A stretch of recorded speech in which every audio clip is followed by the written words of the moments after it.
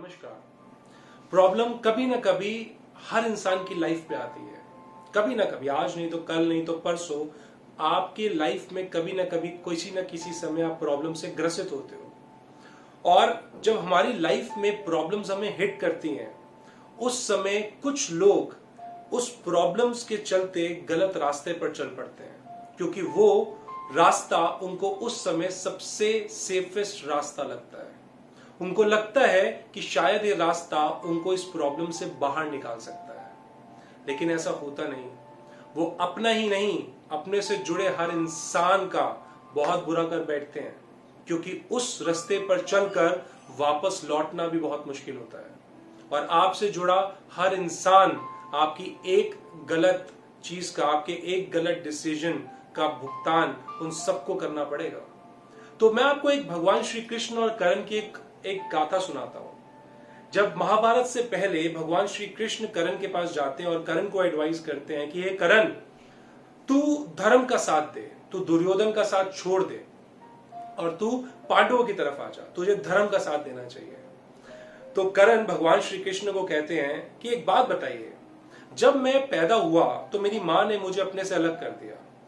मुझे यह तक नहीं पता था कि मेरी मां कौन है, और मैं एक सूत पुत्र कहलाया।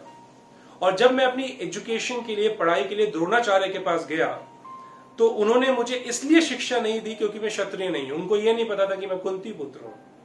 और जब मैंने अपनी शिक्षा परशुराम जी से ली और उनको यह पता चला कि मैं कुंती पुत्र हूं, मैं क्षत्रिय हूं, तो उन्होंने मुझे श्राप दिया कि जब मुझे इस विद्या की सबसे ज्यादा जरूरत होगी तो मैं इसको भूल जाऊंगा। वो कहते हैं मैं द्रौपदी के स्वयंवर में गया तो वहां पे उनके पिता ने मुझे तिरस्कार करके बाहर निकाला, सूत पुत्र कह के बाहर निकाला। वो कहते हैं कि मेरे हाथ से गलती से गाय का वध हो जाता है तो उसका मालिक मुझे श्राप देता है कि रथ, युद्ध भूमि में मेरा रथ धरती पे धंस जाएगा। मेरी मां जो कुंती है, उन्होंने खुद मुझे यह सत्य तब बताया कि वही मेरी मां है, मैं एक क्षत्रिय हूं, जब उनको अपने बाकी बच्चे, अपने बाकी पांडवों की जान बचानी थी मुझसे। कहते मुझे एक बात बताओ, मुझे जो मिला आज तक वो सिर्फ दुर्योधन से मिला, मैं कैसे उसका साथ छोड़ दूं, मैं कैसे दुर्योधन का साथ छोड़ दूं? तो भगवान श्री कृष्ण हंसते हुए उसे आंसर करते हैं कि कहते हैं कि मैं भगवान हूं और मैं इस धरती पे जब आने वाला था तो आने से पहले ही मेरे मां बाप को कारावास में डाल दिया गया था, और मेरे मरने की प्लानिंग, मुझको मारने की प्लानिंग मेरे आने से पहले हो चुकी थी। जिस रात मैं पैदा हुआ, मैं पैदा एक जेल में हुआ और उसी रात अपने माँ बाप से अलग हो गया। और मेरे माँ बाप ने कितने सालों तक कठोर कारावास में वो रातें काटी हैं। वो कहते हैं कि जिस जगह मैं रहता था वहां पे मेरे पास सिर्फ ग्वाले, गायें, बछड़े थे जिनके साथ मेरा बचपन व्यतीत हुआ। तुम्हारे पास शंख की ध्वनि थी, तलवारों की गूंज थी, रक्त की आवाज थी, जिसके साथ तुम पैदा हुए, जिसके साथ तुम्हारी एजुकेशन हुई। कह रहा आपकी एजुकेशन हुई, तुमने पढ़ाई करी, तुम किसी ना किसी ऋषि के आश्रम में गए। कहता मेरी तो 16 साल तक कोई पढ़ाई नहीं हुई।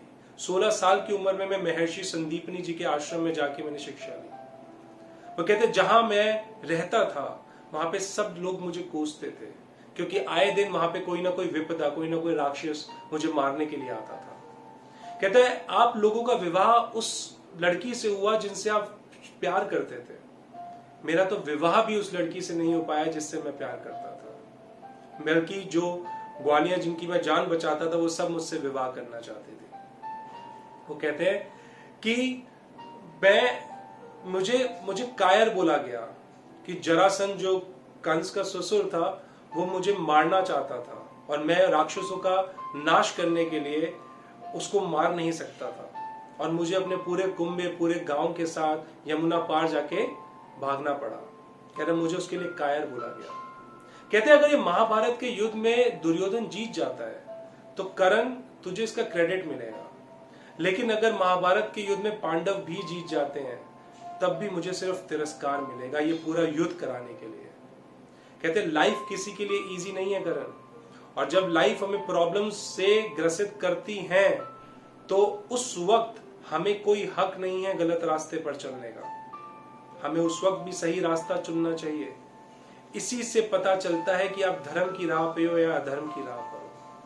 कहते हैं कि आपको किसी मंजिल तक पहुंचना है ना, किसी डेस्टिनी तक पहुंचना है, तो उससे यह फर्क नहीं पड़ता कि आपने जूते कौन से पहने हैं, उससे फर्क पड़ता है कि आप कदम कैसे रख रहे हो। तो इस छोटी सी गाथा से सिर्फ इतनी सी चीज समझ में आती है कि प्रॉब्लम कितनी भी बड़ी हो, आपका उस प्रॉब्लम के ऊपर रिएक्शन से डिपेंड करता है कि आप कितने स्ट्रांग इंसान हो और आपकी मंजिल क्या होगी।